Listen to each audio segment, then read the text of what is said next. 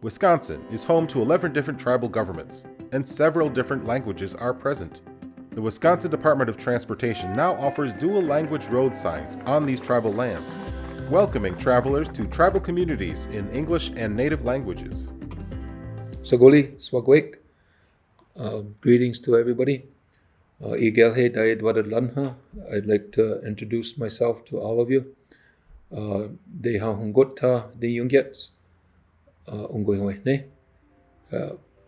My Oneida name is Deha Hungot, and that means that there's two paths that I'm going through.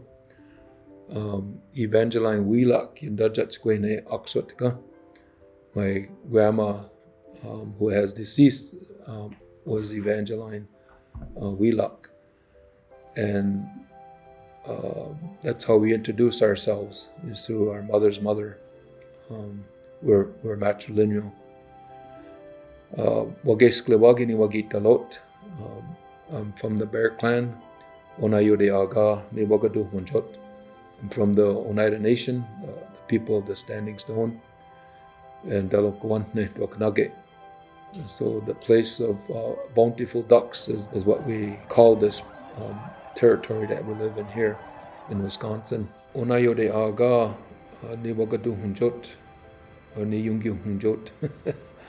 That's the word that we call ourselves in our language, and what it means is the people of the Standing Stone.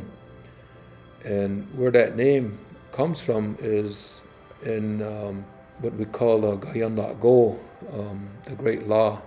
And this is about 2,000 years ago. And there was the Creator had sent a boy here to be born amongst the people. And because at that time there was a lot of bloodshed, a lot of warring. And so, ironically, he was born among the Huron people, who are also Iroquois. Haudenosaunee is what we call ourselves as well, people of the Longhouse. And they were our mortal enemies. And he was born among those people.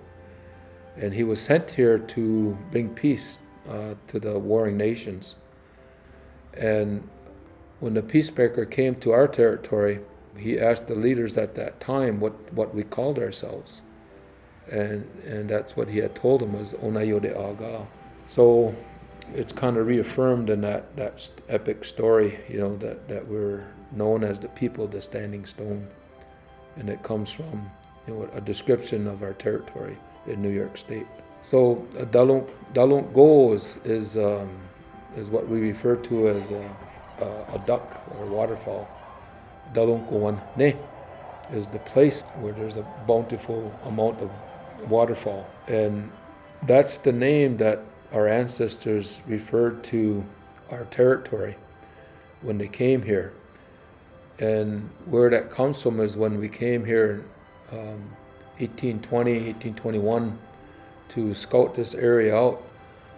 They were impressed with how much waterfall was here. And so Dalunkuwan Ne is the place of where there's bountiful duck. And what we call a river is Gauhu Hadadi. Gauhu Hadadi, it's a river that's flowing along. This was in 1820, 1821.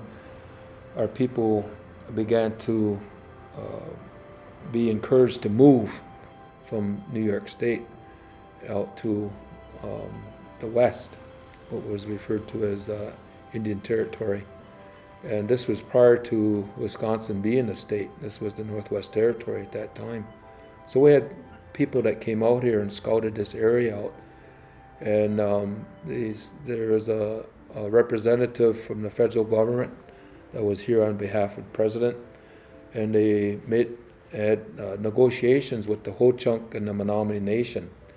The initial negotiations, the Ho-Chunk didn't want any part of it because this is kind of like their territory as well, and so they left. But the Menominee stayed, and so we worked out a deal with them for a joint use of over 8 million, close to 8.5 million acres of land, and so that was the treaty that was signed by President Monroe in 1821, I believe it was, and so in 1822, that's when the first party came out here.